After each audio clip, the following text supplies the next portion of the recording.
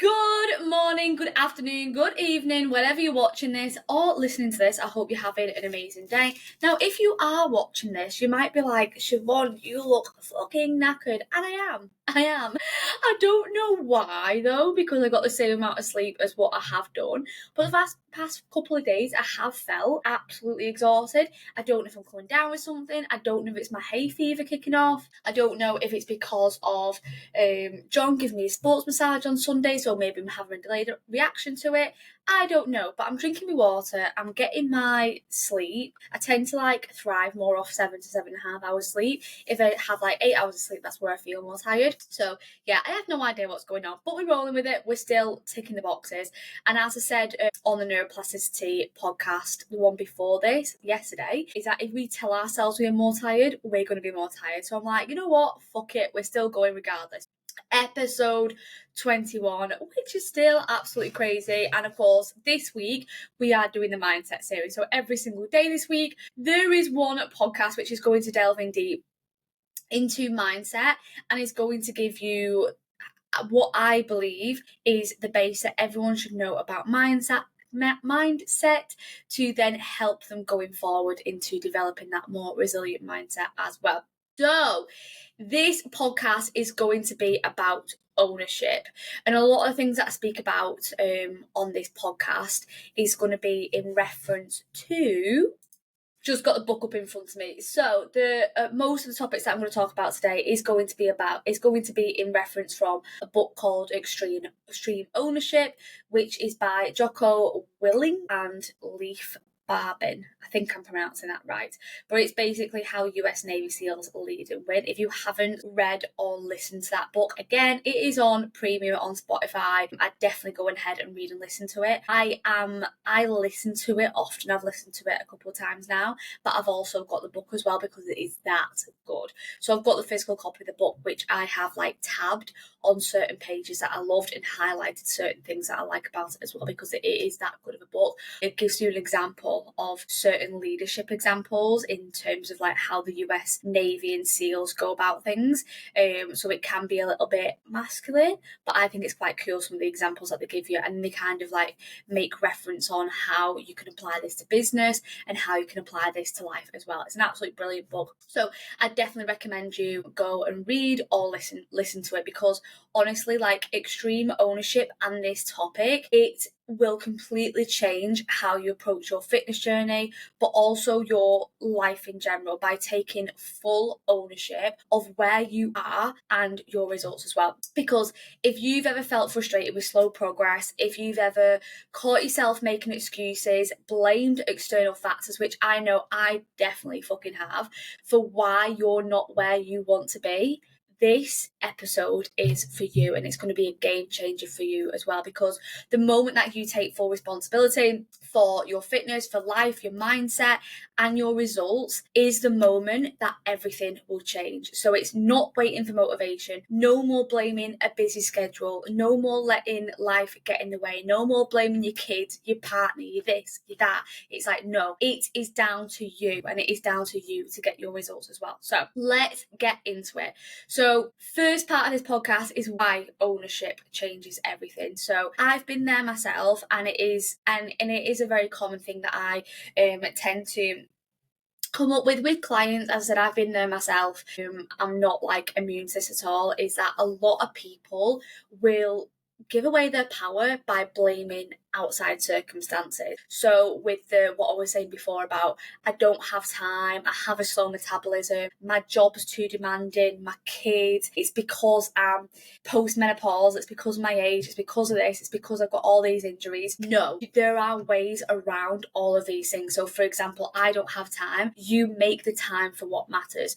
The slow metabolism bullshit thing. Your body will adapt based on your habits. And again, metabolism is just, if you're a bigger person, you have a faster metabolism, not a slow metabolism, but that's a completely podcast altogether. And then my job is too demanding. There are thousands, millions of high performing women that stay in shape. A really good one is Leah Hormozy. I know I've mentioned her a couple of podcasts before. I'm completely in awe of this fucking superhuman. She She's a CEO of a few businesses, like a few, yes, demanding businesses. And a lot of people kind of go like, oh, well, she's a CEO, she's actually got more time. No, she hasn't. She's working constantly. Like if you're listening to this and you're self-employed, you'll understand what that's like, where you don't start work and stop work. You are working constantly, pretty much 24/7. You are in the business, you're thinking of it, you're planning things, you're going, should I have made that decision differently? That's what you're like. And she does that across 3 really fucking big businesses, where her decision and the wrong decision could potentially cost hundreds of people's jobs. So it's a lot of pressure that is on her, yet she still makes a time to keep herself in shape, to make sure her health is of top priority. Because if she's not essentially functioning at the best of her ability, then those decisions are gonna not be the best decisions that she'll make. If she's not on the ball, then yeah, as I said, there's going to be hundreds of jobs at risk there too. So she makes sure that she keeps that as a priority, to make sure she's functioning and showing up at the best of her ability. So what does taking ownership actually mean? So it means that you, and accepting that you are responsible for your results, whether that's good results and bad results as well. A very kind of like harsh, blunt, truthful at the end of the day realization that I had to come with, especially when I was a lot bigger than what I am now, is the reason, like, where you are in your life, whether that's where you want to be or not where you want to be, unfortunately, whether you like it or not, is down to decisions and down to the actions that you have made over your period of life. So for example, when I was depressed, when I was a lot bigger, when I was in a job that I wasn't fulfilled with or happy with, I had to look at myself in the mirror and go, this is because of me. I am here because of the actions and decisions that I have made. Now, this isn't a bad thing at all. This is an empowering thing, because if you are where you are because of the actions and decisions that you have made, you can change that whenever you want with actions and decisions that you do going forward. Again, taking ownership. It means dropping the victim mindset, dropping the, oh, woe is me, everyone feels sorry for me. I did post a couple of weeks ago about how I really struggle with victim mentality, and I wanted everyone to feel sorry for me, but no one did. Everyone thought it was pathetic, and rightfully fucking so. And it means, as I was saying before, that everything that you want, more energy, more confidence, stronger body, shit hot physique, the relationship you want, the job you want, the family that you want, is all within your control, based on the actions and decisions that you make. And another important thing to reference as well is that no one is coming to save you. This is on you, and it is your responsibility to get there. And the sooner that you own your choices, the sooner that you'll start to see the real change as well. You are a strong, independent woman, and you can do it all by yourself. So I'm giving that message to you and to anyone else that needs to hear that today. The step is to recognize your patterns and to be self-aware of what is going on. So, are you constantly saying you don't have time, blaming stress, hormones, genetics, and are you waiting for the perfect time to start? Are you scapegoating your kids, your partner, your job, whatever? Are you blaming everyone else and it is never your fault? It's because of childhood trauma, whatever it is that you're blaming your results or lack of results on. Are you doing that? If you are, coming up with all these BS excuses that you might actually think are real excuses as well, like I don't have time, a really good one is actually look at the logic of this. And sometimes this is something that I'll do with my clients as well. I can't work out or I can't do X, Y, and Z because I'm too busy. Cool, shoot me over your screen time.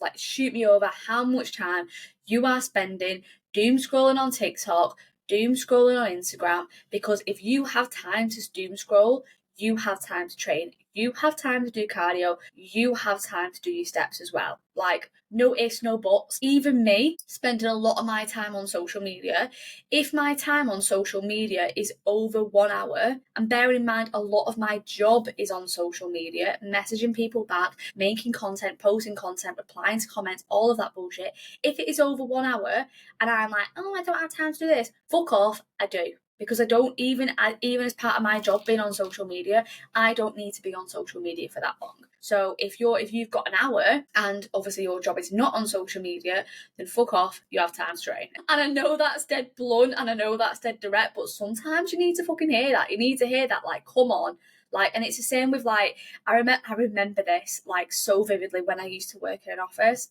And there was one woman that worked in the office with us. Like, I used to work in design agency, and she was always like, I just don't have time for this. I just don't have time for that. But then the next day she'd come in and she'd tell us all about this program on Netflix or what was going on with Love Island and stuff like that.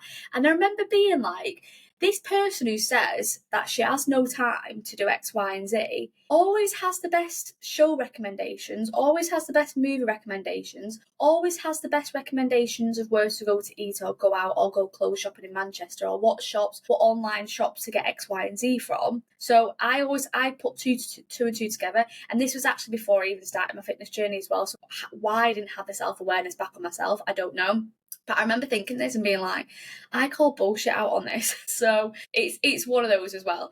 So the next one is shifting from your excuses. So all that scapegoating, what you did before, now that you're self-aware of it, is shifting from those excuses to solutions. So for example, instead of I don't have time, it's how can I make this work? How can I potentially make myself more productive with potentially the household chores? How can I delegate my time? How can I look at my Google Calendar and start to put things in different places to make it work? And even if you don't have the time that you want to be perfect, but what can you do with the time that you have? I know I've mentioned this on Instagram before, where it's been like, if you don't have time to do a 2-hour workout, do you have time to do a 1 hour? If you don't have time to do a 1 hour workout, do you have time to do a 30-minute workout? What can you do instead of just focusing on what you can't do? And instead of I keep on messing up, just again flipping it to what can I learn? Because if you go like mess up again and then you just move on with your day instead of going I've messed up, cool, what can I take from this? So for example, literally yesterday I messed up. So the way that it works with me in meal prep is that well, not me, but John meal preps for all the week. I have meal prepped on my own when I lived on my own, but now I'm a shit cook, and John just like, fuck this, she's not cooking because she'll end up getting food poisoning at some point. So John does all the meal prep, and all the meal prep is in the fridge. But there was a meal that was accidentally left in there a little bit too long, so it was off. But it was in a certain place on the shelf where I'd literally just grab and go. And because I was in a rush going to the gym yesterday, I literally put my hand in the fridge, got one of my meals out which said training on, cool, it's my training day food, shoved it in my bag, went to work. When it was time to like eat that meal, I opened it up, and when I opened it up, before I even put it in the microwave to turn it on, I just got this smell, and I was like, there's something wrong with this. And I had a closer look on the food, and I could see that it was off, like on the green beans. There was like little dots on the green beans. Like, I wouldn't really say mold, but it was turning. It was ready to turn. And I was like, yeah, no, like that is not going in my mouth. So I just quickly shot John a message, and John was like, oh yeah, shit, I was meant to put that in the bin yesterday. So essentially I had no food with me. I couldn't essentially follow my meal plan. So instead of going, oh, I fucked it today, I might as well go and get a Mackey's, I might as well have all chocolate cake and do whatever and go get a massive bag of crisps from the corner shop. Instead of doing that, I was like, you know what? I'm just going to have a cheeky protein bar now. It wasn't even 200 calories. I think it was like 190, 180. I can't remember, the little Quest bars. I had one of those. And then I was like, cool, I'm not an Ethiopian child. I'm not going to starve to death. 200 calories will just get me through the rest of the day. I think I had like 4 clients or something like that. It's sound. Yes, I'll be hungry at the end of the day, but we'll get there. So I had that protein bar, and at the end of the night, I just had the rest of my food. And actually, I fucking loved it because I had my cream of rice as usual. I had an extra bit of dark chocolate, and I had one of these My Protein little cheesecakes last night. Fucking fit if you haven't tried them. So I got my protein in, I got my calories in. Yes, it wasn't perfect. Yes, it wasn't exactly how it was meant to go. But again, I've just learned to double check my food and potentially smell my food before I take it with me. So it's literally just one of those things, because again, I'm not just going to go, it's John's fault for not putting it in the bin. No, I'm not going to do that. I'm just going to be like, right, okay, I just need to learn from this and make sure that I just double check that I've got the right thing. And that's it. And then instead of I'm not motivated, it's saying discipline will carry you when motivation fades. Or another phrase that I personally like to say to myself is fuck your feelings, follow the plan, which this is the second time that I'm going to mention her in this podcast, is a quote from Leah Hormozy. So fuck your feelings, follow the plan. Like, I know she's saying that in terms of reference to business, but I think it's bang on in terms of fitness as well. So, as I was saying before, if your schedule is packed, commit to a 20-minute workout, because something is always better than nothing. And this is another thing that I'll say to my clients as well, is imperfect action is better than no action at all. Yes, you might not get 10,000 steps a day, but can you get 8? Can you get 9? What can you do? Yes, you might not be able to hit your protein targets, but can you make sure that you're within your calorie targets? You might not be able to have 5 servings of fruit and veg because you're in the middle of London at a work event and you're not going to be able to do that. Again, can you stick to your program? Like, what can you do instead of just focusing on the negatives? And the next step is owning your daily decisions. So every meal, every training session, and every choice that you make either moves you closer or further away from your goal. So start making intentional decisions instead of reactive ones. So if you eat something off plan, like me yesterday eating that protein bar, that's not on my meal plan. Own it. Don't spiral, don't blame, just get back on track. So yeah, I couldn't eat my meal when I was at work yesterday, and I was like, cool. Again, making that intentional decision. What am I going to do? How am I going to take control of the situation? I'm going to have a protein bar and I'm going to sort the rest of my calories out later out tonight. And I literally had my MyFitnessPal all pre-tracked in as usual. And all I did was get rid of my lunch, put in a protein bar. And on the last meal, I just amended that, give myself a little bit more cream of rice for the calories, and then just bump that up. Boom, back on track again. Like, let's fucking go. So again, it's just own decisions that you make. And it's also the same thing yesterday, is what I was planning to do. I trained in the morning, just like what I usually do. Went to work, trained 2 clients, and then I had like a gap. And originally I was like, oh cool, that's my lunch break, whatever. And then I was going to do cardio after all my 4 clients. But when I PT'd those 2 first clients before that break, in between them I was like, I could be productive in that hour instead of me like just sitting on my ass and have my lunch. I've got an hour there where I can actually be productive. So what I did instead is, instead of doing my cardio later on in the evening, I moved that cardio into that break. So it's only fucking 25 minutes. It's not going to take the hour. I'm still going to have time to eat. That's before I smelt that meal. I'm still going to have time to eat. And then I'm not having to do cardio later on the night, even though I would have done that, like, if I didn't have that space. I don't have to do cardio later in the evening, which means I can get home.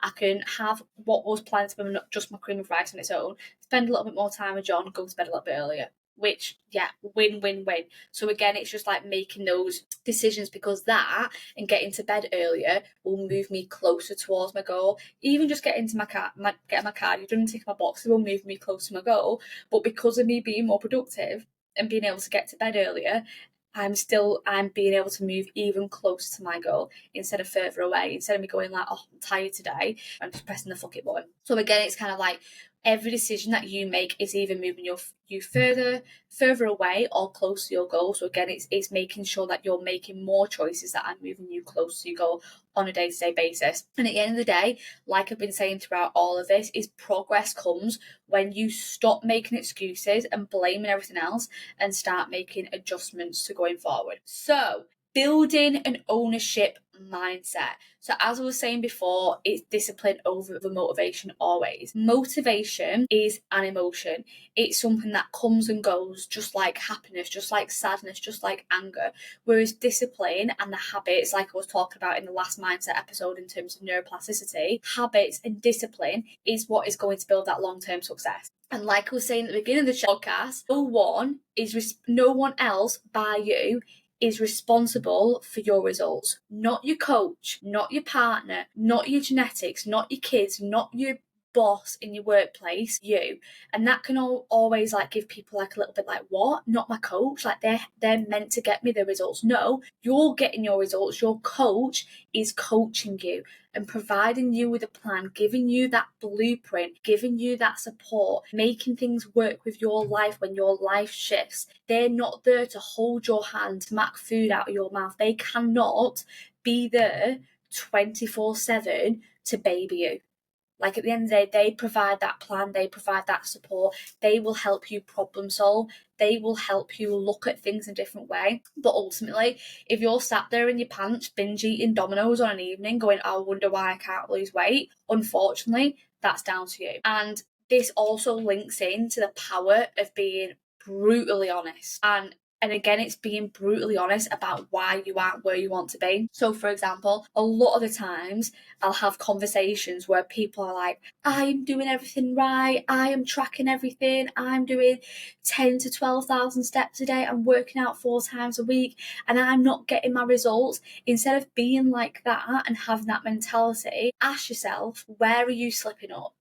What part of your journey or what part of the process are you not doing accurately or with 100% of your effort? So it could be like, oh, I'm tracking every single day, but you're not weighing things raw. Oh, I'm tracking everything, but you're tracking everything at the end of the day when you've already eaten everything. So again, it's kind of that you've already forgotten what you've eaten, but you're trying to like remember what you've had and you're trying to remember the grams. That's not accurate. Oh, I'm doing 12,000 steps every single day, but then they're not looking at the weekend where they just sat on their ass all weekend. Yeah, from Monday to Friday they've got 12,000 steps. From Monday to Friday they've been eating the fruit and veg and like sticking to the meal prep, but on the weekend it's all gone tits up, hasn't it?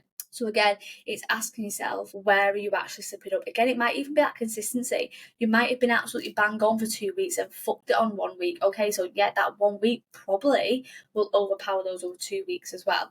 So again, it's asking yourself that and being brutally honest and essentially looking at yourself in the mirror like, what are you doing that is causing you not get the results you want? Because unfortunately, the law of thermodynamics is not, it doesn't pick and choose who to work with, the law of thermodynamics. And if you are not in a calorie deficit, you are not in a calorie deficit at the end of the day, and you might just have to work harder, be more consistent, be more accurate. And it's also what will help you is reframing setbacks as lessons. So instead of feeling like a failure after missing a workout or not getting a PB on your session or fucking up with your meal prep like I did, instead of going like, oh, I'm a failure, I'm never going to get this right, I'm never going to be perfect, and again going down that fucking oh woe is me victim mentality, it's about asking yourself, okay, what can I do differently next time? Or even with that, I don't have time to do an hour workout, so I'm just going to fuck it off.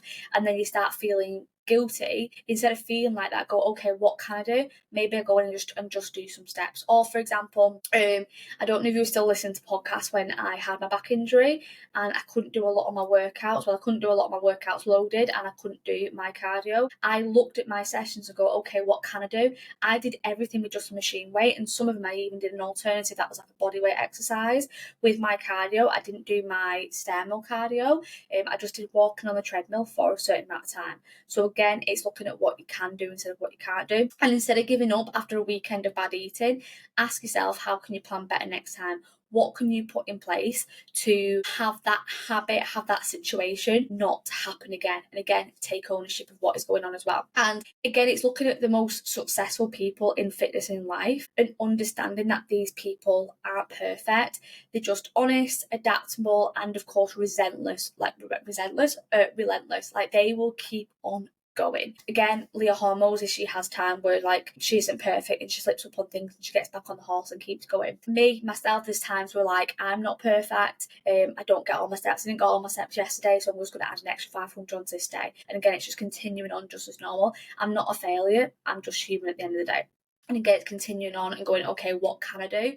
Even my business mentor on the weekends, so my business mentor, she's very, very successful. Again, runs multiple businesses. She's a fitness coach herself and she struggles with ADHD. And she was reading some research papers on how nicotine can make you more focused. So on the weekend, she decided to have like she didn't smoke or anything, but she had like a bit of a chewable nicotine. And instead of making her more productive and focused, it actually made her very, very ill and sick. So it made her a lot more unproductive throughout the day. And she's gone, you know what, nicotine ain't for me. The research might say X, Y, and Z, but it's made me more unproductive. So I'm just not going to do that again. And I'm just going to continue on as normal. I'm struggling with her ADHD. And I've just learned from that. I've just learned from her. It's like, okay, I won't have nicotine. I mean, I didn't read the research papers anyway. But yeah, I've learned from her not to make that mistake as well. But yeah, again, she's not perfect. She's a human. She made a really funny error and she's just not going to do that again.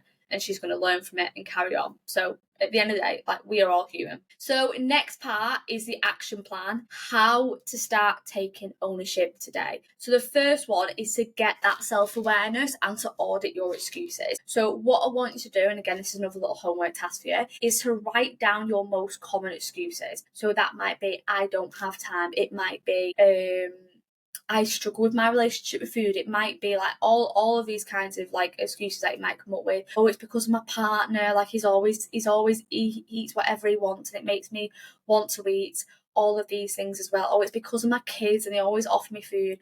Write down your excuses, and then I want you to flip them into solutions and find a solution for every single one. Then I want you to set non-negotiables. So pick 3 things that you can commit to daily and make sure that when you choose these, you are 100% confident that you can do them. So it might be 10,000 steps, 100 grams of protein, 3 workouts a week. Like it might even be 2 workouts a week. And you're like, you know what, that's a piece of piss. 100% I can do that. Then is track your choices. So if you set those 3 non-negotiables, how are you going to track them?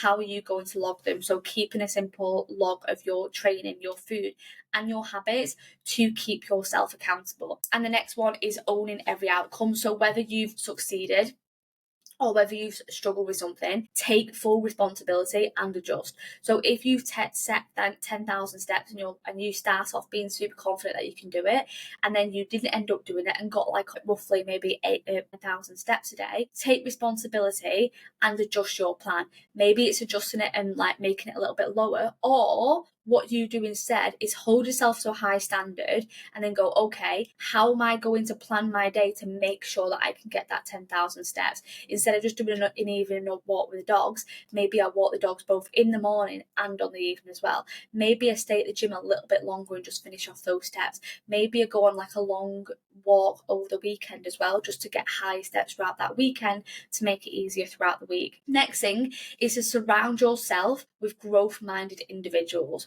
because at the end of the day, your environment influences your mindset. If you currently have a victim mentality and oh woe is me mentality, and all of your friends and all of your family members, whether you co-workers, all have that oh woe is me mentality, it is going to be a lot easier for you to have that mentality. So again, making sure that you have a supportive group that you can go to that have the mindset and the mentality that you want. And at the end of the day, like, you might have to let go of some friends. It might be one of those things. Or if you don't want to, it's finding like a different group of friends that you can go to support you. And that might be like being involved in a fitness community. Like at Body Balance, we have a community of like-minded individuals that are all trying to be the very best version of themselves. Again, it's getting potentially a coach with the mentality and with that mindset that you want to embody as well. Because, for example, if you have a very kind of victim mentality, a soft mentality, and you want to be a lot more mentally tough, and you get a soft coach, it's not going to really help you out, is it? And I know that because I've been there. Like, I've had soft coaches and like they've been amazing coaches,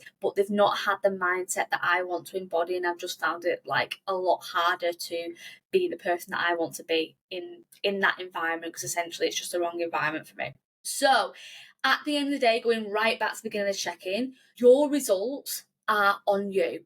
And that isn't something to feel overwhelmed by at all. Again, just like I said at the beginning, it is something to feel empowered for, because if all the choices that you have made in your life have led up to where you are, whether that's in a good place or in a shitty place that you don't want to be at, that means that any decisions and actions that you make going forward can completely transform your life. Like, I know from personal experience, from being here talking to you right now, my decisions from when I was a designer working in and just not feeling very fulfilled with my job, and not being in a body that I was happy with, not having like my health and nutrition in a place that I was happy with, not having my mindset in a place where I was happy with, like, I've taken ownership of that and made choices and made action to completely transform my job and career, and to be able to help other people to change their lives as well, which is absolutely fucking amazing. My physique's the best that it's ever have been. Obviously, I know that as I go into prep, it's going just to continue to improve. I know my mindset's the best it's ever have been. And again, I know my environment, my partner, everything is in the best place it has been. And it's only going to continue going up from there, as long as the actions that I take on a day-to-day basis move me closer towards my goal and not further away. So yeah, you have the ability to change your body, to change your habit, to change your mindset as well. The only question is, are you willing to take ownership and do what it takes and put the graft in order to tick those boxes and do that? So essentially making sure that you're stopping making excuses, stopping second guessing yourself, and finally build the body, build the physique, build a life and the confidence that you deserve as well. And of course, I am happy to help you get there as well. So as you guys might know or might not know, inside my one-to-one online coaching, my purpose is to help high achieving women, but people who want to become like the next level version of themselves, master their fitness, nutrition and mindset so that they can have it all and essentially be greedy, but in a good way, to have the career, to have the relationship and have the physique to match as well, without guessing, without starting over, just proven systems and essentially proven mindset tasks as well. I say essentially, yeah, proven mindset tasks that get those results too. So if you're ready to start taking ownership and commit to a real transformation, it is time to apply for one-to-one coaching. And yeah, let's start getting the results that you know deep down that you are capable of. Remember, at the end of the day, if it's humanly possible, you can do it too. So if you do want to apply for one-to-one coaching, my Instagram handle is in the caption below, whether you're on Spotify, whether you're on YouTube. So jump onto my Instagram, shoot me a DM. It can just even be with the word coach, and then I'll send you everything that you need to know. I'll send you my website, I'll send you my pricing, and then again, let's get going. Let's start getting the results that you want as well. And if this episode has fired you up today, share it on your Instagram, share it on your Facebook, tag me in it as well so I can see that you have done and I can thank you. And if you know that there's someone in your personal life that needs to hear this message, share it with them as well, just so again that we can continue spreading this message and just having a load of really fucking empowered women and women that take no bullshit on the fitness journey as well, because we need more of them in this world. But yeah, thank you for joining me on this podcast today. If you have any questions, as usual, you know exactly where I am. Have a wonderful morning, afternoon, evening, and I'll catch you on the next one.